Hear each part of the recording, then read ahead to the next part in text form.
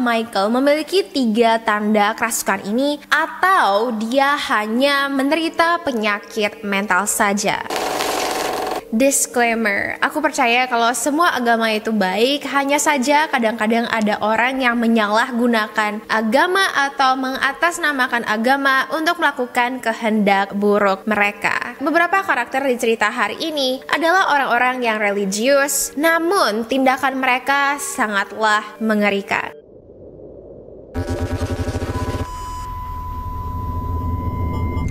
Hi guys, welcome back to another episode of YouTube and Chills. Nama aku Yufi. Kalau ini adalah video pertama yang kamu nonton di channel aku, thank you banyak. Di channel ini aku upload video misteri dan juga gossip celebrity. Kalau itu adalah topik yang kamu suka, make sure untuk subscribe dan juga turn notification on biar kamu jadi pertama yang tahu pas video aku di-upload. Kalau kamu adalah returning subscriber, you know how much I love you and you know how much I appreciate you. You're amazing. Anyway, karena sebentar lagi akan Halloween, aku ingin sekali menceritakan cerita horor karena di channel ini kayak udah lama deh aku nggak punya cerita horor. Dan bagi kalian yang punya cerita horor yang kamu pingin aku baca dan juga aku bahas di channel ini, kamu bisa email aku ya di uvphantom@gmail.com. Aku bakal leave emailnya di description box di bawah supaya kita bisa ketakutan bareng. Oke? Anyway, aku mau mulai cerita hari ini. Cerita hari ini dimulai di tahun 1944. Jadi ada seorang laki-laki yang bernama Michael Taylor yang lahir pada tanggal 21 September 1944 di West Yorkshire, Inggris. Tidak banyak informasi yang diketahui tentang Little Michael, tapi yang jelas ketika dia berusia 31 tahun, dia memiliki seorang istri yang bernama Christine Taylor. Berusia 29 tahun, mereka memiliki 5 orang anak dan seekor anjing poodle. Michael bekerja sebagai seorang penjual daging dan menurut orang-orang lokal, Michael adalah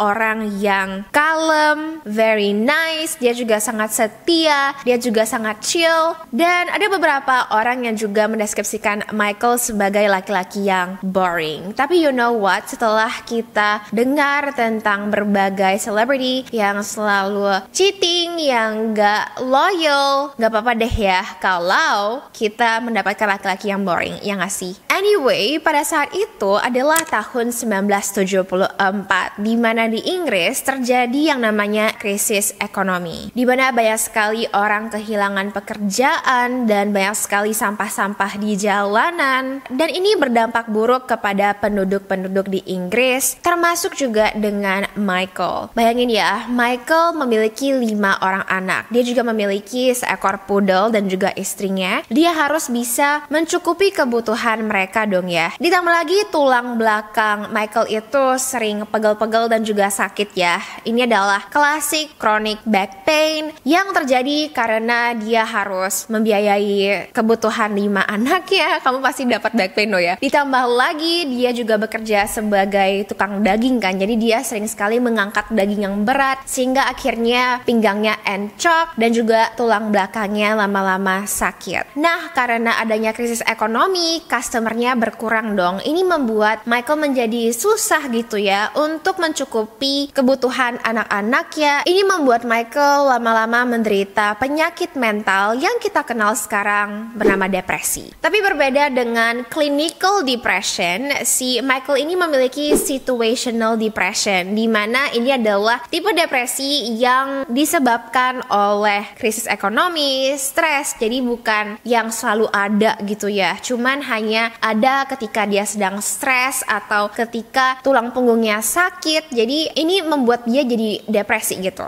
Nah, pada zaman itu di Inggris sangatlah wajar untuk semua penduduknya itu pergi ke gereja. Hampir semua penduduk Inggris menganut agama Kristen. Jadi kalau misalnya ada orang yang gak ke gereja, itu mereka bakal diplototin gitu kayak, hah, kita semua ke gereja, kenapa kamu gak ke gereja? Apakah kamu anak setan gitu? Tapi masalahnya Michael dan juga Christine dan juga anak-anak mereka tampaknya kesulitan untuk mendapatkan gereja yang cocok dengan mereka. Jadi si Michael itu sering sekali pindah-pindah gereja gitu ya. Lihat kayak apakah khotbahnya cocok atau enggak, apakah komunitasnya cocok atau enggak, dan dia kesusahan. Nah, suatu hari tetangga mereka yang bernama Barbara itu datang ke rumah Michael dan dia melihat kalau Michael itu kayaknya stres sekali, Christine juga stres sekali, hingga akhirnya dia suggest ke mereka kalau kamu tau gak sih ada loh gereja baru, gereja kecil-kecil aja di dekat rumah kita. Nah, pastornya itu masih muda dan mereka itu gerejanya sistemnya karismatik gitu ya, kayak lebih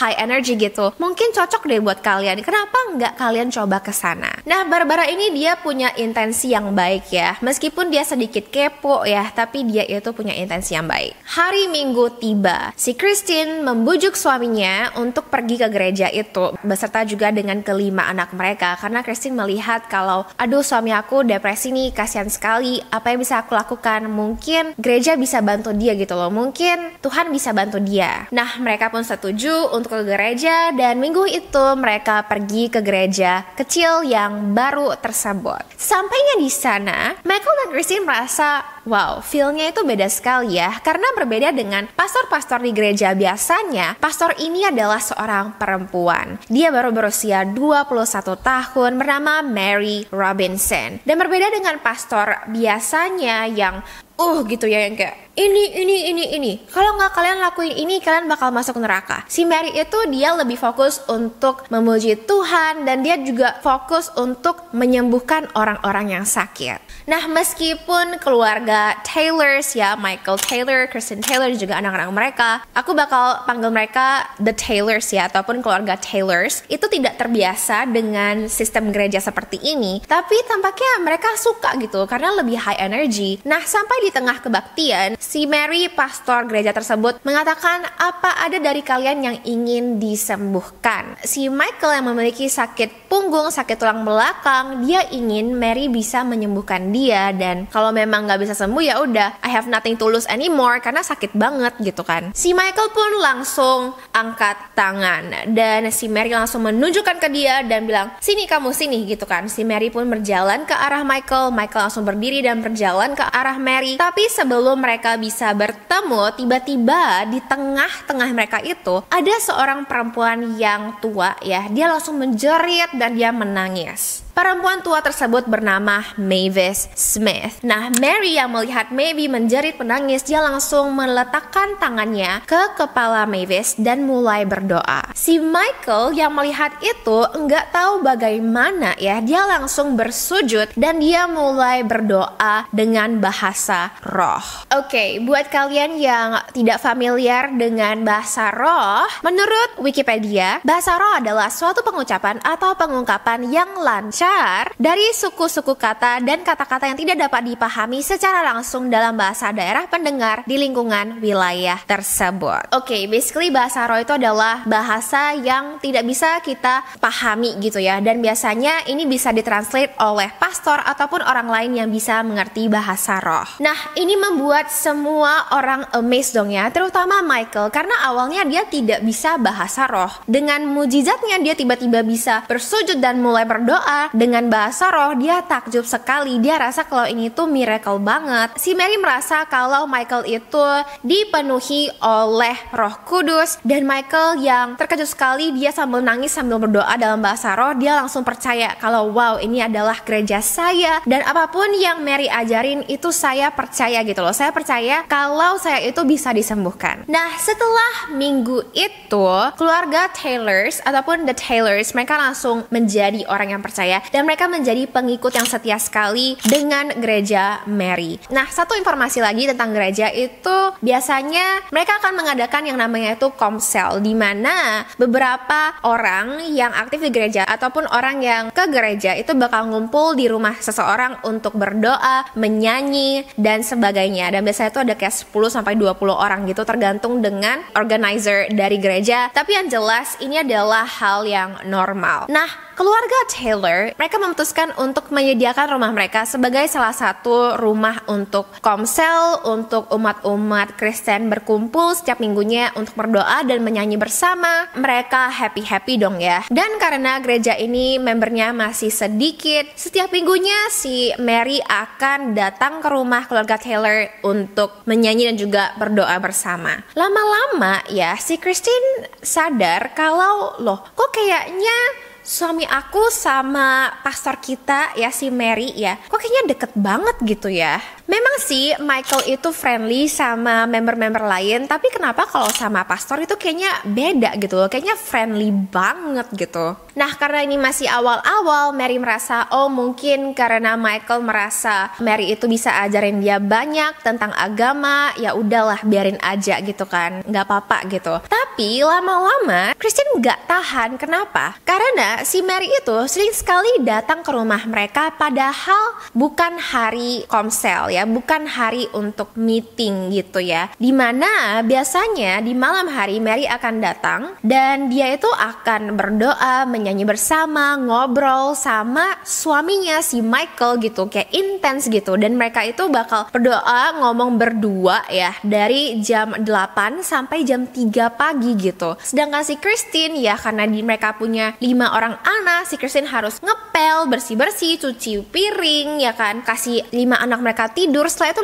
dia udah capek dong, dia akhirnya tidur dong, meninggalkan suaminya dan pastornya di ruang tamu di bawah ngobrol dan juga berdoa. Si Christine sih awalnya ngerasa oh mungkin karena mereka ngobrol tentang agama ya udahlah ya, kenapa enggak gitu ya. Tapi siapa sih yang bisa menjamin kalau that's all they talk about, okay? Jadi pada saat Mary pertama kali datang spend sampai jam 3 itu Christine oke. Kedua kali Christine oke. Ketiga, keempat, kelima kali si Christine udah kayak you know what, no, ini tuh udah nggak beres, ini tuh udah nggak beres ya. Apa yang mereka bisa katain gitu loh, sampai kayak berjam-jam berdua ya, malam-malam gitu, kayak no, kayak nggak fair kali. Oke, aku sibuk bersih-bersih, ngepel-ngepel, sedangkan Michael ngobrol sama pastor di ruang tamu sampai tengah malam. Nah, seiring berjalannya waktu, Christine dan Michael juga mulai belajar lebih banyak tentang Mary. Apa sih yang disukai oleh pastor mereka gitu. Dan apa yang mereka temukan adalah si Mary ini tidak hanya interested dalam menyembuhkan jemaat-jemaatnya, tapi dia juga suka sekali dengan hal-hal yang berbau tentang mistis. Oke, jadi dia itu suka sekali dengan yang namanya exorcism ya, pengusiran setan, roh jahat, hantu, dan juga demon gitu ya. Jadi kayak si Mary itu passionate banget tentang hal itu. Kayak si Mary itu punya passion, dia ingin bisa mengeluarkan setan dan juga roh-roh jahat dari orang-orang. Dan karena pada saat itu West Yorkshire adalah komunitas yang kecil ya, populasinya hanya ratusan, orang itu saling kenal dan mereka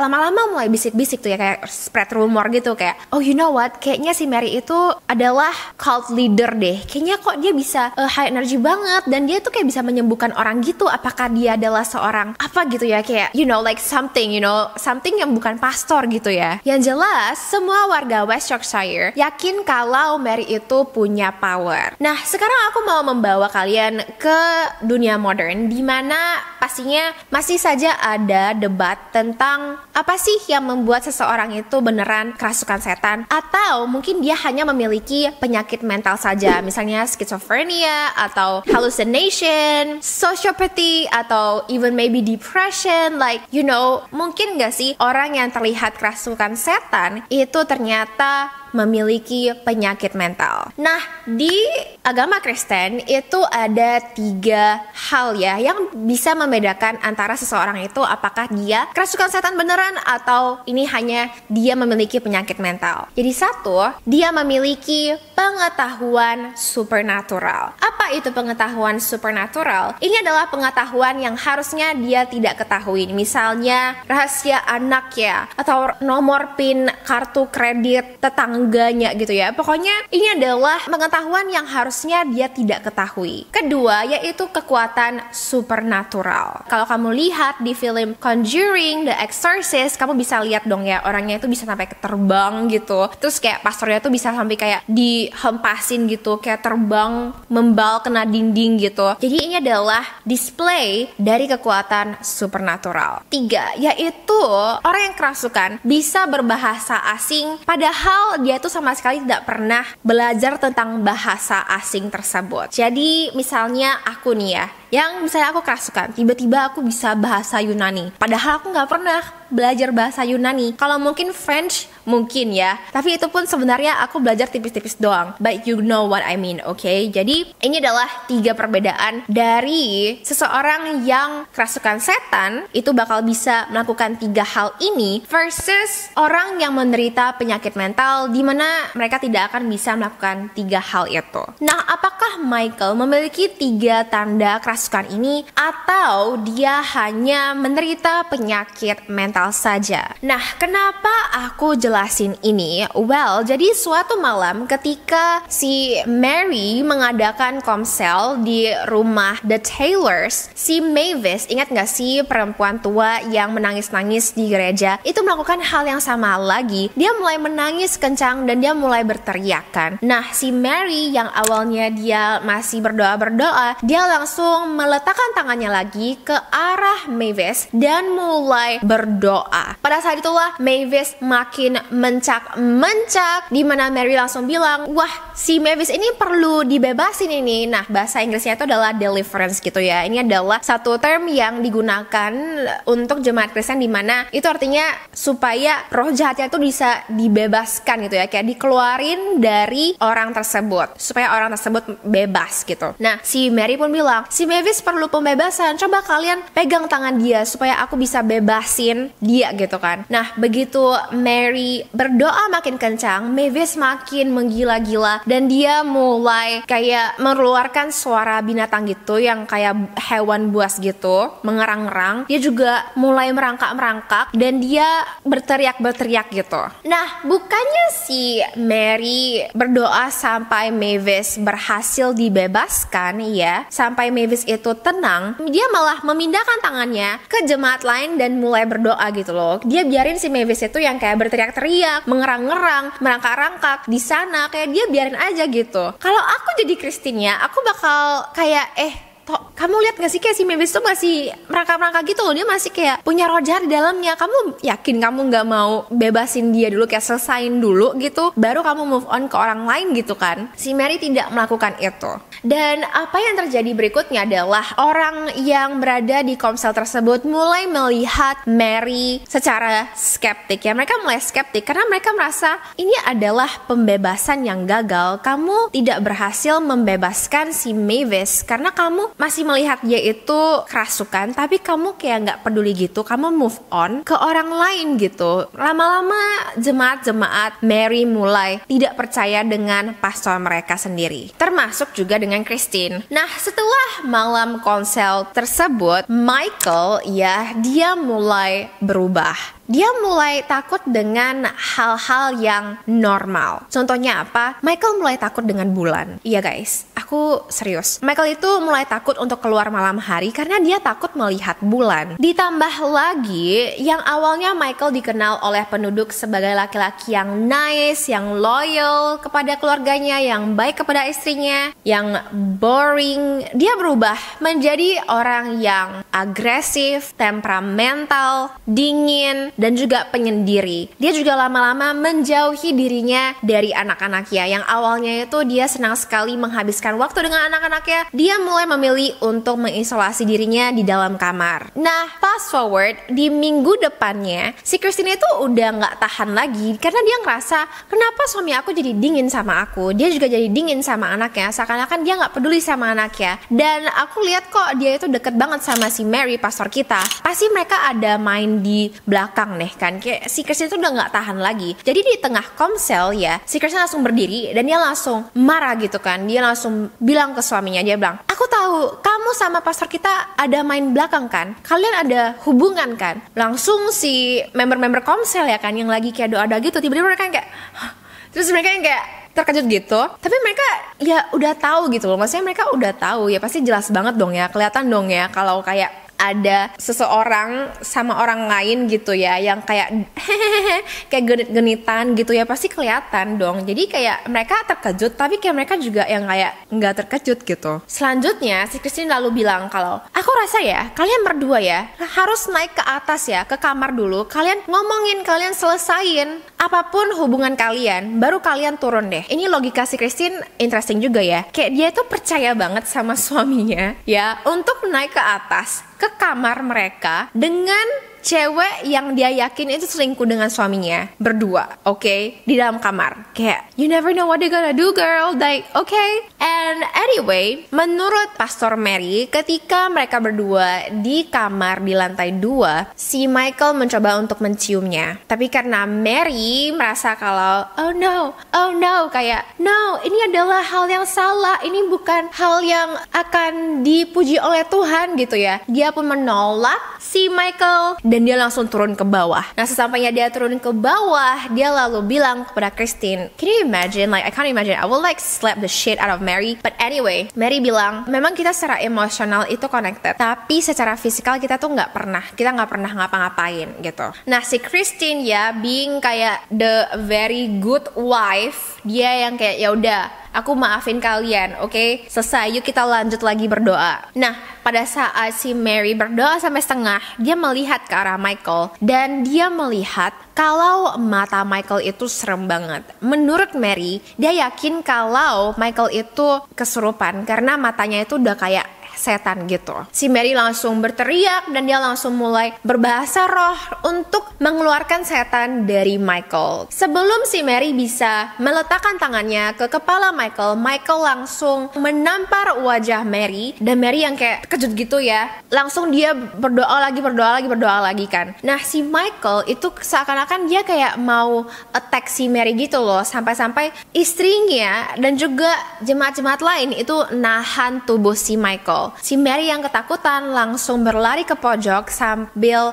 mengatakan kata Jesus gitu, kayak dia takut banget gitu. Nah, salah satu jemaat lain langsung menelepon polisi dan tidak lama kemudian polisi datang. Jemaat-jemaat lain langsung pulang. Nah, begitu polisi sampai, polisi bertanya sebenarnya apa sih yang terjadi gitu kan. Si Michael ya seakan-akan dia itu kayak sadar gitu. Dia bilang kalau aku black out, kayak aku nggak inget apa-apa yang terjadi. Jadi memori terakhir aku adalah ketika kita turun dari lantai 2, kita berdoa lagi, aku melihat ke arah Mary, pastor kita. Itu aku melihat dia itu kayak kayak nggak pakai baju gitu. Dan begitu aku lihat ke arah aku juga kayak nggak pakai baju. Dan setelah itu aku black out, aku nggak inget apa-apa. Dia nggak inget ya. Jadi kayak dia tuh nggak inget dia menampar pastornya sendiri. Nah, kamu bisa nggak sih bayangin jadi Kristen gitu ya, mendengar itu ya kayak, hah, suami aku melihat pastor aku dalam dia itu telah yang kayak nggak pakai baju. Don't wanna imagine, but can you imagine? Don't. Anyway, keesokan harinya rumor langsung menyebar ya di West Yorkshire. Semua orang langsung ngomongin kalau, kamu tahu nggak sih si Michael itu ya kesurupan, dia menggampar pastor dia sendiri. Kayak kamu lihat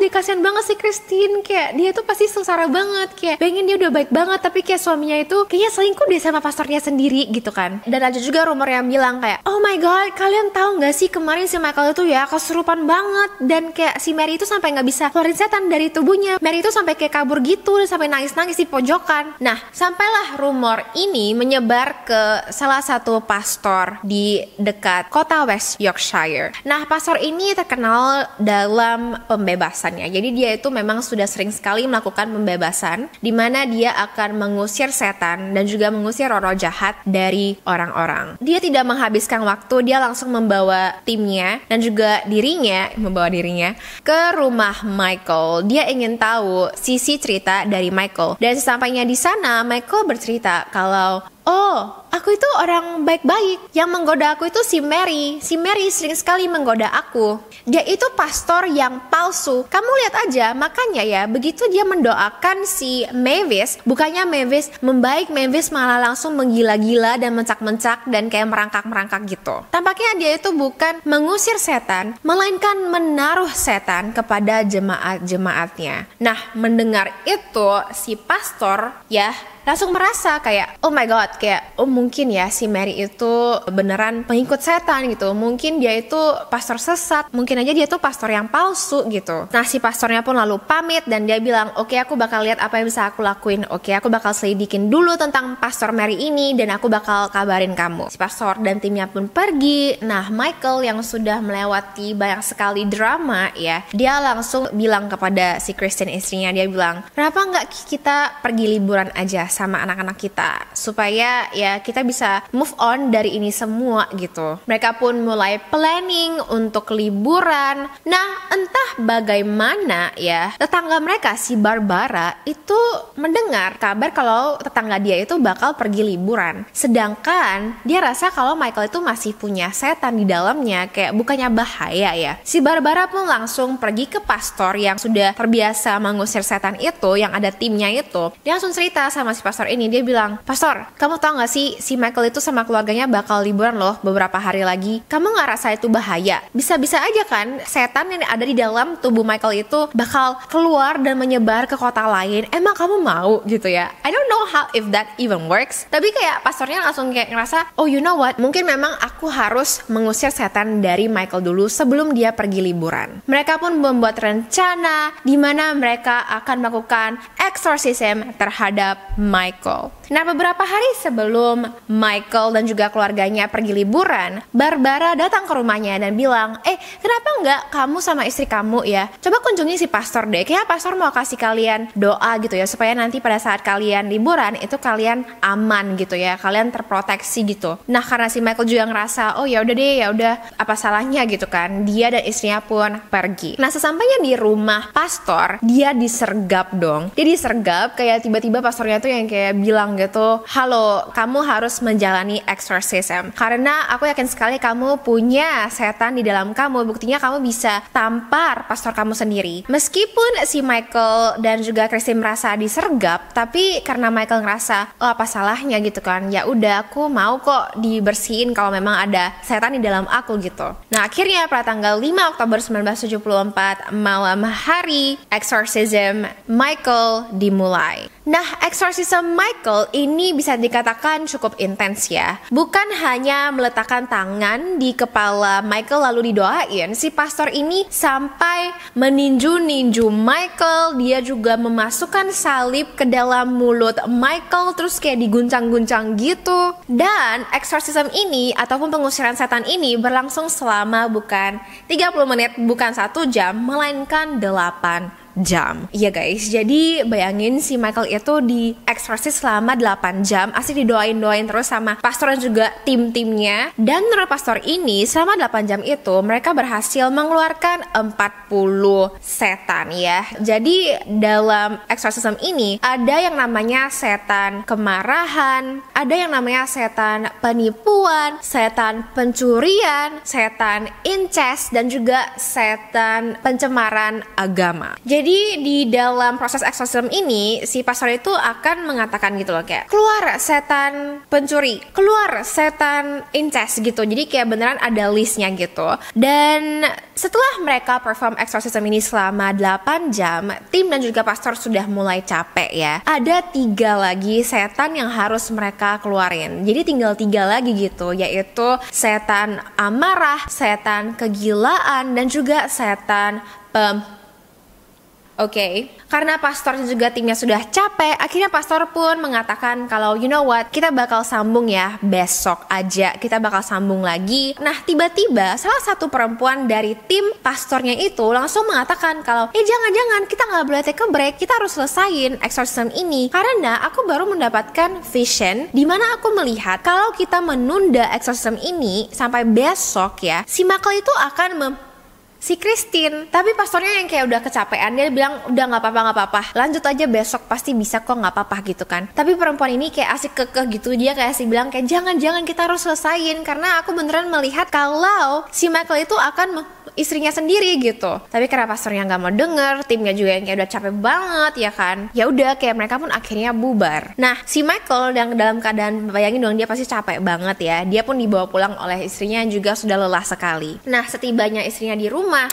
Istrinya lalu membawa kelima anak mereka untuk dititipkan ke rumah ibu Christine, supaya ya Michael punya rumah itu untuk sendiri dan juga dengan istri ya gitu lah, supaya bisa lebih tenang aja gitu. Tapi baru saja 2 jam anak mereka dititipkan dan Christine juga Michael sendiri di rumah, tiba-tiba Michael jadi gila. Dia langsung telanjang, dia nggak pakai baju, dia buka bajunya, dia langsung berlari-lari di sekitar rumah dan dia mulai berbahasa asing yang tidak pernah even didengar oleh si Christine. Christine yang panik, dia langsung berteriak ya kan, kayak kenapa kamu Michael, kenapa kamu Michael? Si Michael yang tampaknya sudah kerasukan sekali, dia langsung menarik lidah Christine keluar dari mulut Christine, dan Christine yang kehilangan lidahnya, kan banyak sekali ya darah ya, dia mulai keselak darahnya sendiri. Iya, jadi kayak Christine tuh kayak keselak darahnya sendiri, dan enggak sampai di sana, bayangin dia tuh pasti udah shock sekali. Si Michael lalu mencongkel kedua mata Christine dan melemparnya. Nggak cukup sampai di sana ya, bayangin Christine udah kayak teriak-teriak sekali. Si Michael lalu dengan tangannya dia mencabik-cabik wajah istrinya sampai-sampai tengkorak istrinya itu kelihatan. Pada saat itu si Christine sudah meninggal ya di tangan suaminya sendiri. Dan gak cukup sampai sana, ingat gak sih mereka punya anjing peliharaan poodle? I know. Si Michael lalu menarik poodle tersebut dan menarik kaki poodle tersebut sampai lepas ya dari tubuhnya. Setelah itu Michael mencongkel mata anjing itu dan anjing poodle mereka langsung meninggal. Setelah itu Michael yang tidak pakai baju, dia berlari keluar rumah sambil berteriak-teriak, di mana tetangga sebelah melihat Michael yang tidak pakai baju. Tetangganya pun langsung telepon polisi. Di telepon dia bilang kalau, hey, aku melihat ada seorang laki-laki yang gak pakai baju, ada cat merah di sekitar tubuhnya, tolong kalian datang, kayaknya dia gila deh gitu kan. Nah, tidak lama kemudian polisi pun datang ke TKP dan polisi melihat kalau Michael itu sedang kayak gini gitu, kayak merem gitu, kayak dalam keadaan duduk gitu ya, sambil dia kayak gini-gini, kayak move in like front and back, sambil dia bilang ini adalah darah setan, ini adalah darah setan, ini adalah darah setan gitu.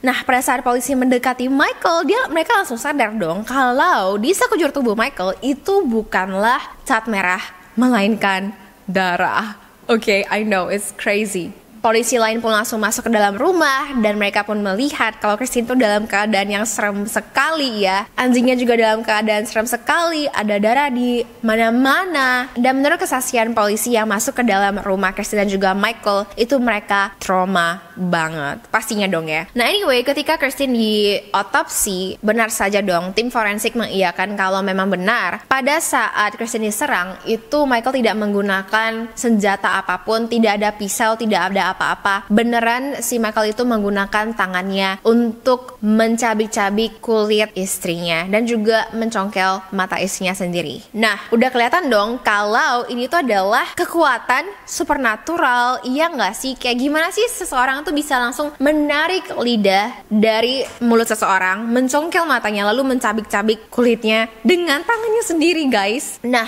anyway, karena saking anehnya ya cara Michael istrinya, Michael pun dibawa ke rumah sakit jiwa. Dan setelah dicek oleh psikolog, memang Michael itu tidak bisa diadili karena memang dia itu mentally ill gitu ya. Beneran kayak dia itu insane gitu ya. Jadi kayak dia tuh nggak bisa diadili. Nah akhirnya Michael pun mendapatkan hukuman 4 tahun saja di rumah sakit jiwa. 2 tahunnya itu di Broadmoor. Ini adalah rumah sakit jiwa yang populer banget di Inggris ya. Dimana kalau kamu ada ingat cerita The Silent Twins aku yang June Gibbons itu, mereka juga masuk ke dalam Broadmoor Hospital. Dan setelah 4 tahun dia keluar dari rumah sakit jiwa, si Michael itu masih trauma sekali. Dia juga ingin diri. Jadi sudah beberapa kali dia berusaha untuk loncat dari jembatan, tapi dia malah nggak meninggal, dan tampaknya karena dia loncat dari tempat yang tinggi itu sakit tulang punggungnya makin menjadi-jadi. So ya guys, itulah ending dari kehidupan Michael Taylor. Kamu ingat gak sih perempuan yang ada di dalam tim pastor itu? Pasti dia langsung udah bilang dong ke pastornya kayak, aku udah bilang ke kalian, kalian nggak dengar, makanya kan kalian nggak percaya sama aku kan, makanya kalian lihat kan si Michael beneran istrinya kan. Dan untuk pastor-pastor itu, mereka percaya kalau setan yang ada di dalam tubuh Michael lah yang mengakibatkan ini loh, yang mengakibatkan si Michael menyerang istrinya sendiri. Namun untuk psikolog yang mengecek keadaan si Michael, dia mengatakan kalau Michael itu mengalami psychotic break ya, dimana ini disebabkan karena dia itu dieksorsis selama 8 jam. Karena pastornya mungkin mendoakan dia intens banget, mengatakan hal-hal yang mungkin trigger dia jadi mengalami psychotic break ya. Inilah yang menyebabkan dia menyerang dan juga istri dan juga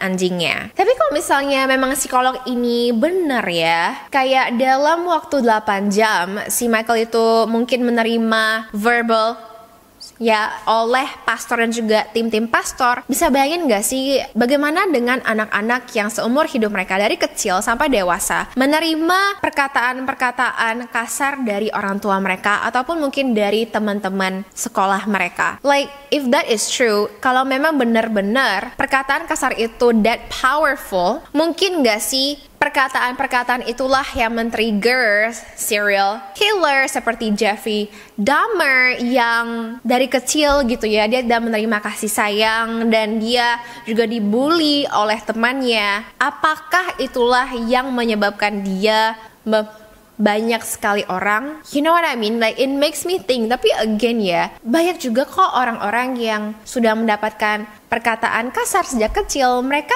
tidak menjadi serial killer. I wanna know what you think. Tapi kalau memang psikolognya benar, sad sih, kayak kita harus hati-hati sih dengan apa yang kita katakan kepada anak kecil, karena sedikit saja perkataan kasar itu kalau memang sudah masuk ke dalam otak mereka, itu mereka bakal ingat, and it's never good you guys, like it's never good. I wanna know what you think. Aku pengen tahu apakah menurut kamu si Michael ini beneran kerasukan setan atau ini karena dia mengalami psychotic break. Make sure to comment down below. Anyway guys, thank you so much for watching. Thank you so much for subscribing. Hari ini aku pakai lipstick dari Fenty Beauty. Ini adalah cream cookie jar, and my lashes is from Ahura Lash. Tipenya adalah Rome. Check out Ahura Lash. Sekarang lagi ada diskon 50% off di Shopee. Okay, I love you. Stay safe, stay handsome, stay beautiful, and I will see you in my next video. Bye.